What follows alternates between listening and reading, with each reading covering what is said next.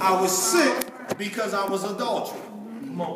I was sick because I like to run around with fast-ass girls for a brag, and I had a wife. Y'all, I was sick. I was sick because all of my money I had, I would spend my money on. I used to wake up in different women's houses, didn't know how I got there, and then I found out my money was gone. All right. Y'all see, y'all want to say this too tough for you. Come on. I was sick. So I came to a little church named Mount Hebrew. Mount Hebrew on Ramsey Street. And I decided I would give God a try and walk down the aisle. Because I was tired of looking at me. Come on. Y'all see right there. I was tired of looking at me. And see, some of y'all sick and y'all not tired of looking at your sick self. Come on. You like being sick. You like being needy. You like being broke. You like all of these things because you're not willing to change. And here's the thing. God never changes it himself. Come on. He only changes what you do. He does not change what you hear. He does not change what. And here's the thing. You know what? I was talking about this today. I was in the office. The devil loves for you to come to church. No, the devil loves for you to come to church. And the reason why he loves for you to come to church, as long as you don't apply what you hear, he'll let you come to church. Because guess what? I'm going to tell you right now. It might be on your road, or the next road, or the road in front of you, or behind you. Guess what? The devil might be sitting next to you. He's on time every Sunday. See, that's why every now and then you need to do this. You need to check yourself, because you might be the devil. Uh-oh, see, nobody, you don't want to hear that.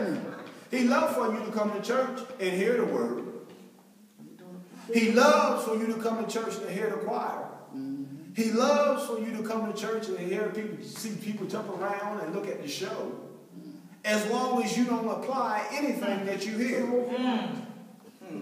I said this before. He does not bless a hearer of the word. He only blesses a doer. And see, if you never become a doer, if you never take the study stuff that we give you, if you never take the word that I'm talking about serious and you commit it to your heart, you'll never live out the will of God in your life. And that's what I really want to talk about, the will of God.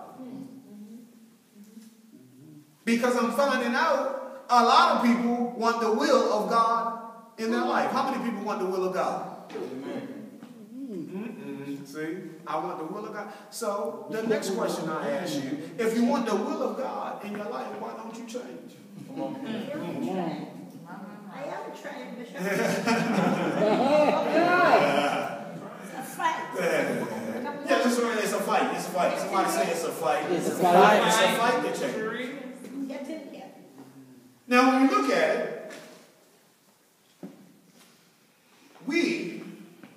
let's look at what I wrote on my notes. The enemy has us looking at our situation in our lives based on the way it looks. So the enemy wants us to look at our life the way we see it. He wants you to look at life the way you see it. And as long as he keeps you looking at your life the way you see it, you will never see it the way God sees it.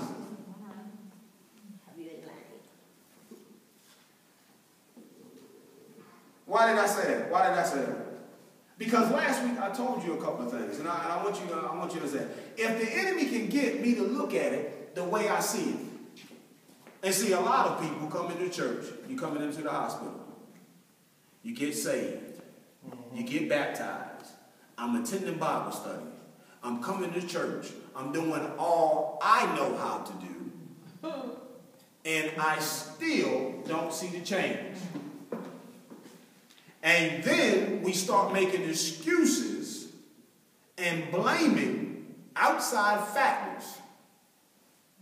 The church is messed up. That's why I can't get the change. All right. Uh-oh. My husband is not doing what he supposed to do. That's why I can't get the change. All right. Can I give you something? My wife she's getting up every morning now at 5 o'clock, 5:15, and she exercises. I mean, really exercising. Amen. And you know something? I'm proud of her. But it's the first time in her life where she's really getting up. This is what I got to do. You understand what I'm saying? So no matter what Charles does, she's going to get up 5:30 in the morning. No matter whether I see a result or whether he sees a result, I'm going to get up in the morning and exercise. Whether he lays in the bed or whether he gets up or rolls up on the cover, I got to see this exercise. And see, here's the thing. She don't know. Here's the thing. I'm watching the change. Come on. But she had to fight through what? The unbelief of this is working. You understand what I'm saying? My muscles are working, but I don't see the weight dropping. You understand what I'm saying? I'm hurting, but I don't see the weight dropping. But see, I'm realizing, I'm going to tell you, if you keep on exercising and keep on believing in what God put in you, you're going to see the change. Now, I said this all to say this, because a lot of people think that the will of God is not for their life. How many people really think that? I got people, because I'm hearing it in the church, well, maybe this thing don't work. Maybe the will of God is not for me. And here's the thing.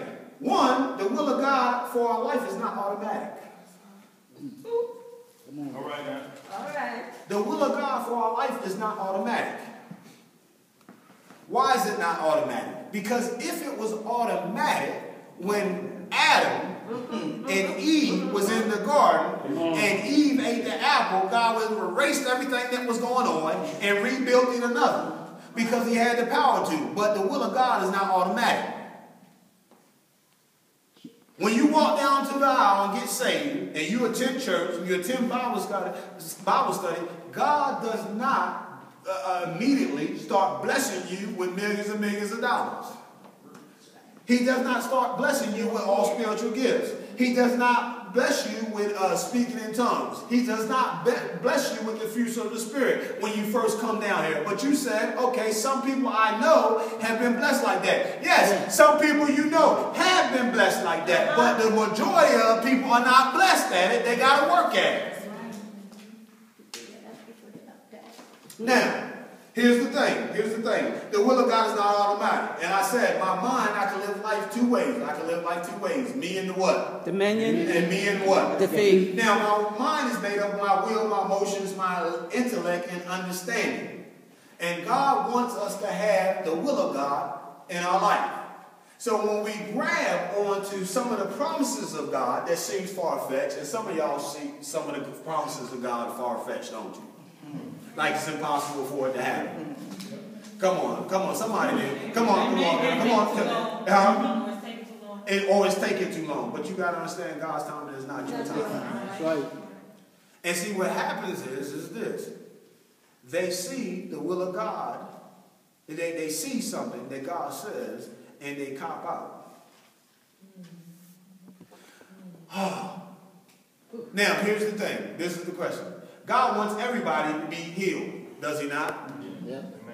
So why are people sick? Mother, don't help them. Don't help them. I want you to sit still. All right. I know you know. No, but she. Because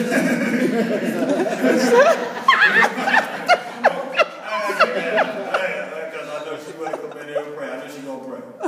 God wants everybody to be healed. But why are people sick? And here's the crazy part about it. It's children that God loves sick. Because everybody doesn't believe in his will. And I'm losing some people. Break it down for him. Okay. God says, I'll give you all your needs according to my what? Riches and glory. So why are your needs not met? That's some of it. I give you the desires of your heart. So why haven't you received your desires?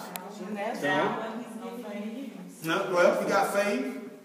And see, what I have to break down to you to understand that this is a good argument, because here's the thing. My desire is to be rich. And you know what my grandmother says? She's saved. Everybody's not going to be rich. I think it's what you want to be rich for what? Okay, I said that. Okay. Establish the covenant. That's true. But what we got to look at, anytime we see a promise of God, written in the Bible for your life, and you're a child of God, and you have not attained the promise, you have to look at what are you doing, and then this is what you got to understand. Who is not the Bible written to?